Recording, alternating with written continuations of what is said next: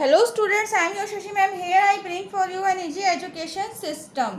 Class start करने से पहले मैं आपसे कहना चाहूँगी कि अगर अभी तक आपने हमारे चैनल को सब्सक्राइब नहीं किया है तो ज़रूर सब्सक्राइब करें, लाइक करें, शेयर करें, ज़्यादा से ज़्यादा बच्चों को शेयर करें जिससे कि उनको एक इजी एजुकेशन जो है वो मिल सके कि किस तरीके से हम आसान तरीके से क्वेश्चंस को मैथ्स को कर सकते हैं। ठीक है, तो स्टार्ट करते हैं।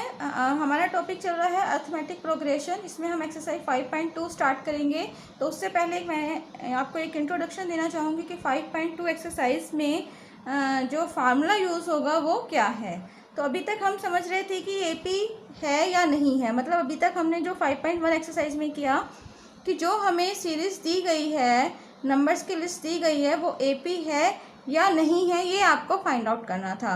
अब हमें फाइंड आउट करना है कि अगर हमारे पास एक एपी है, मान लीजिए हम ये एपी है, मैंने एक एग्जांपल लिया है, तो इसका अगर मुझे कोई टर्म निकालनी है, मान लीजिए शुरू की हमें 3-4 टर्म्स निकालनी हो या 7-8 टर्म्स निकालनी हो तो ईजी है। लेकिन इसी एपी की अगर मुझे 100 टर्म निकालनी है या मान लीजिए हमें 86 टर्म निकालनी है, जो भी टर्म निकालनी है, तो उसको निकालने के लिए क्या हम जो अभी तक फार्मूला यूज़ कर रहे थे कि जो हमें टर्म हमारे पास है उसमें हम डी ऐड कर दें, फिर डी ऐड कर दें, तो वो पॉसिबल होगा? नहीं होगा, क्योंकि वो बहुत लंबा प्रोसेस हो जाएगा। तो उसके लिए ये एक फार्मूला है जो मैंने यहाँ लिख दिया है। फार्मूला क्या है? ए प्लस एन माइनस 1d। किस चीज़ का फार्मूला है ये? nth term of an AP, मतलब किसी एपी का मुझे कोई भी टर्म निकालना हो, मान लीजिए मुझे 100th टर्म निकालना है, तो मैं क्या करूँगी, यहाँ ए 100 मतलब एक एन की जगह क्या आ जाएगा, 100 आ जाएगा। ठीक है, ए हमारे पास होना चाहिए, डी हमारे पास होना चाहिए। अगर हमारे पास एपी है तो हम ए और डी निकाल सकते हैं। ए मतलब फर्स्ट टर्म, डी आप क्या करेंगे, सेकंड टर्म में से फर्स्ट टर्म माइनस कर देंगे, तो हमारे पास क्या आ जाएगा, डी आ जाएगा। यहाँ मैंने इसको हिंदी और इंग्लिश दोनों में लिख दिया जिससे कि दोनों मीडियम के बच्चे समझ सकें। ठीक है, तो आपको अच्छे से समझाने के लिए मैंने एक एग्जाम्पल लिया है। मान लीजिए हमारे पास ये एक एपी है 1 4 7 10 और लास्ट टर्म हमारी क्या है, 88 है। ठीक है, तो यहाँ पर अगर मुझे मान लीजिए इस एपी की 10th टर्म फाइंड आउट करनी है, ठीक है, तो क्या मैं सब में डी ऐड करते जाऊँ? वो प्रोसेस बहुत लंबा होगा। तो इसकी जगह हम ये वाला फार्मूला यूज़ करेंगे। क्या फार्मूला है हमारा? सबसे पहले हम फार्मूला लिखेंगे a n equal to a plus n minus 1d। ठीक है, तो अगर मुझे 10th टर्म निकालनी है तो n कितना हो जाएगा, 10। ए 10 इक्वल टू ए कितना है हमारे पास, 1, n कितना है 10 माइनस 1, डी हम निकाल सकते हैं, 4 में से 1 गया 3, डी कितना आ जाएगा 3।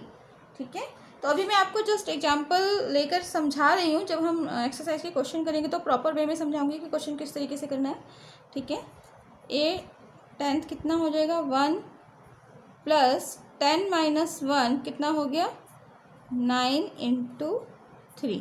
ठीक है, मैंने इसे ब्रैकेट में इसलिए लिया है कि आप भी ब्रैकेट में ले सकते हैं, किस कन्फ्यूजन से बचने के लिए कि कई बार बच्चे क्या गलती करते हैं, हम इसको लिखते हैं 1 प्लस 9 इंटू 3, तो बच्चे क्या करते हैं, पहले इसको ऐड कर देते हैं, बोर्ड मास का जो रूल है वो भूल जाते हैं। ठीक है, तो उससे बचना है, क्या करना है, पहले हमें मल्टीप्लाई करना है। तो इसलिए हमने क्या किया, इसको ब्रैकेट के अंदर ले लिया। 9 10 में से 1 गया 9, मल्टीप्लाई में था 3।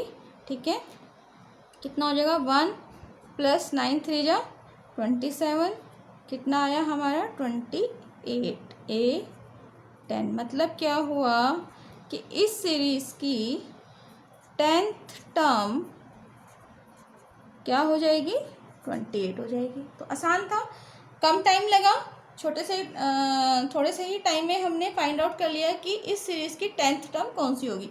तो इसी तरीके से इस सीरीज़ की हम कितनी भी टर्म निकाल सकते हैं, 1000 टर्म निकाल सकते हैं, कोई भी निकाल सकते हैं इस फार्मूले को यूज़ करके। तो इतना समझ में आया आपको कि किस तरीके से हमें ये वाला फार्मूला यूज़ करना है। इसी तरीके से एक चीज़ और आपके पास आ सकती है कि हमें लास्ट टर्म हमारे पास ये है, जैसे कि मैंने यहाँ पे एक फार्मूला दूसरा लिखा है कि कई बार हमारे पास क्वेश्चन आ जाता है कि हमें nth टर्म बतानी है फ्रॉम द एंड। जैसे हमारे पास यहाँ पर लास्ट टर्म क्या है, 88 है, तो अभी हमने जो ये 10th टर्म फाइंड आउट की है वो स्टार्टिंग से करिए, मतलब first term, second term, third term, fourth term, और यहाँ से आगे चलते चलते कौन सी टर्म, 10th टर्म।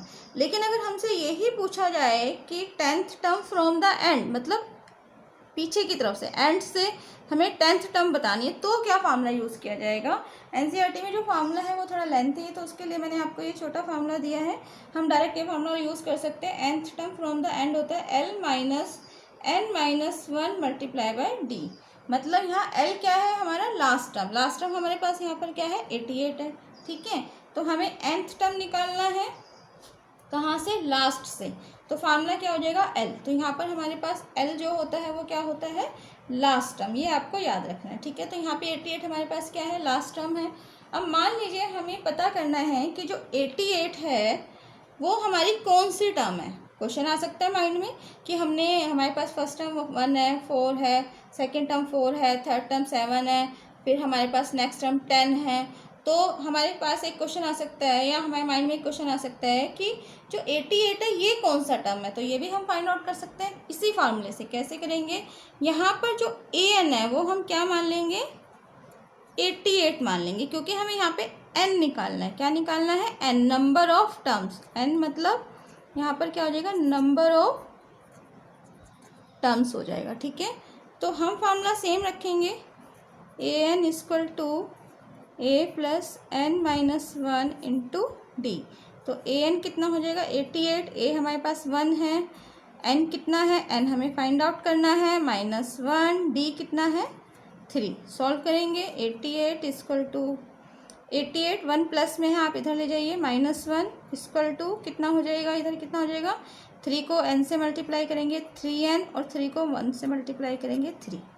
ये बहुत ध्यान रखना है, बच्चे गलती कर देते हैं कि दोनों से मल्टीप्लाई नहीं करते हैं। तो ये आपको ध्यान रखना है कि ब्रैकेट के बाहर जो मल्टीप्लाई है वो अंदर प्लस माइनस में जितनी भी टर्म्स होंगी उन सब से हमें मल्टीप्लाई करना होगा।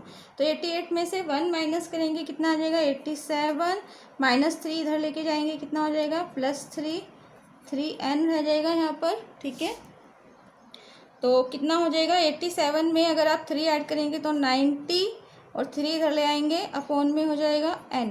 ठीक है, इतना समझ में आया आपको। तो आपके पास n की वैल्यू कितनी आ गई, 30, n इक्वल टू 30। ठीक है, तो इसका मतलब क्या हुआ कि जो हमारे पास टर्म 88 है ये कितना है, 30th टर्म है। ठीक है, फाइंड आउट कर सकते हैं आप इजीली। इसी तरीके से हमारे पास एक क्वेश्चन और आता है, जो मैंने आपको फार्मूला यहाँ पे लिखवाया, nth term from the end. मान लीजिए हमसे पूछा जाता है कि इस सीरीज़ क्या थी हमारे पास, दोबारा से लिख लेते हैं यहाँ पर, 1 4 7 10 88। ठीक है, इस सीरीज़ की ये जो हमें एपी दी गई है इसका 12th term from the end find out करना है। ठीक है, तो हम कैसे करेंगे,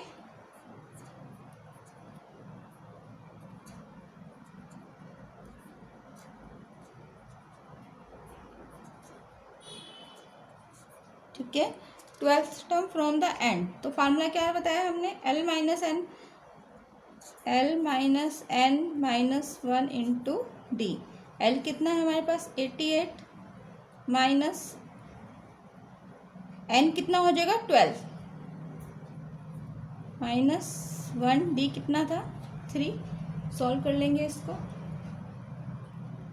88 माइनस 12 में से 1 गया, कितना हो जाएगा, 11 इंटू 3।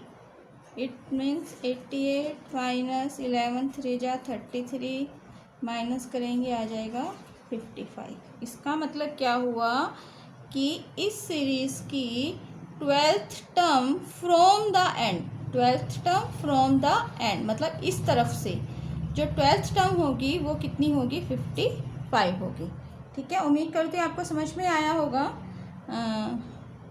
तो आगे यही कहना चाहूँगी लास्ट में मैं आपसे कि आप इसको अच्छे से समझें और खुद से क्वेश्चन करने की कोशिश करें। 5.2 एक्सरसाइज में मोस्टली आपका ये वाला फार्मूला ही यूज़ होगा, और जहाँ पर आपसे nth term from the end पूछा जाएगा वहाँ पे आप ये वाला फार्मूला यूज़ करें।